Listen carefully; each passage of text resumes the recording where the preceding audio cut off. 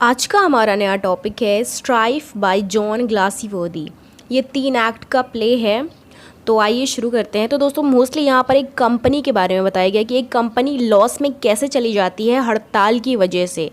अब यहाँ पे जो डायरेक्टर है वो काफ़ी अच्छा इंसान है, सुलझा हुआ इंसान है। उसका नाम है अंडरवुड। उसकी वाइफ है मिसेस अंडरवुड। मिसेस अंडरवुड के पिता का नाम है एंथनी, जो पूरा का पूरा यहाँ का यूनियन संभालता है। कंपनी का वो यूनियन है। बहुत तेज़ी दिखाता है, स्मार्ट ओवर स्मार्ट बनने की कोशिश करता है और अपने दामाद को अंडरवुड को हमेशा नीचे दिखाने की कोशिश करता है।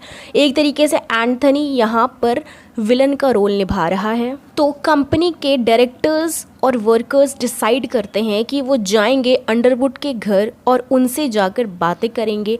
लेकिन एंथनी कहता है, उन लोग को भड़काता है कि कॉम्प्रोमाइज़ हम नहीं करेंगे, कॉम्प्रोमाइज़ तो वो अंडरवुड करेगा। तुम लोग डटे रहो और करते रहो ये हड़ताल।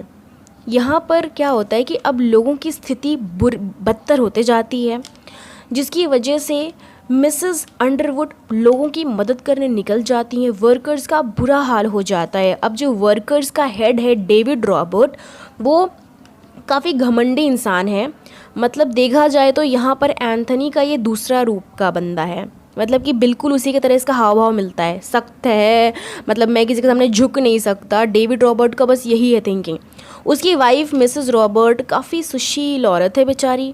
और वर्कर्स की स्ट्राइक तो हो ही गई है। अब उनके घर पे खाने पीने का सामान भी नहीं है। अब बेचारी मिस रॉबर्ट कहती हैं कि एक काम करो, तुम लोग ये तोड़ दो जो भी कर रहे हो हड़ताल भाई। लेकिन डेविड किसी की बात मानने वाला है। वो कहता है नहीं, ये करना ही है हम लोग को, क्योंकि हमारे जो सरदार है ना एंथनी, उन्होंने बोला है।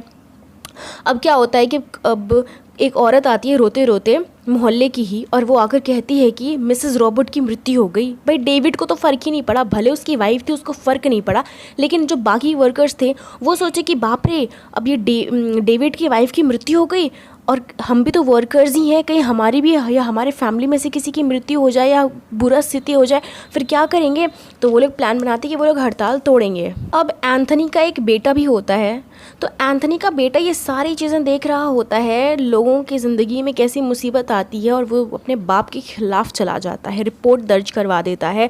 डायरेक्टर से मिलता है और एक और आदमी रहता है सिमोन नाम का, सिमोन हार्नेस, इससे भी ये मिलता है। और सब मिलकर प्लान बनाते हैं। वर्कर्स डायरेक्टर सब एक साथ जुड़ जाते हैं और एक चिट्ठी लिखते हैं। उसमें सबकी साइन होती है और कोर्ट के पास जाती है। लॉयर्स उसे ले जाता है और वहाँ पे बहुत सारा कानूनी काम होता है, जिसकी वजह से एंथनी काफ़ी डर जाता है ये सारी चीज़ें देखकर। अब वो खुद ही से रिज़ाइन कर देता है। अब कहीं ना कहीं डेविड के दिल में भी डर हो जाता है कि भाई जब ये लोग एंथनी को इतना ये जिस चीज़ से हटा सकते हैं तो मुझे भी हटा ही सकते हैं, क्योंकि मैंने भी इन लोग के साथ नाइंसाफ़ी ही की है। तो यहाँ पर क्या होता है दोस्तों कि दोनों हट जाते हैं रास्ते से। अब क्या हो गया, दोनों का पत्ता तो साफ़ हो गया। अब पूरे के पूरे जितने लोग हैं, वो बाकी जितने लोग हैं वो कंपनी को काफ़ी अच्छी तरीके से चलाते हैं। कंपनी की तरक्की होती है और सब अपनी ज़िंदगी खुशी खुशी जीने लगते हैं। दोस्तों अच्छी लगे तो चैनल को सब्सक्राइब करना ना भूलें।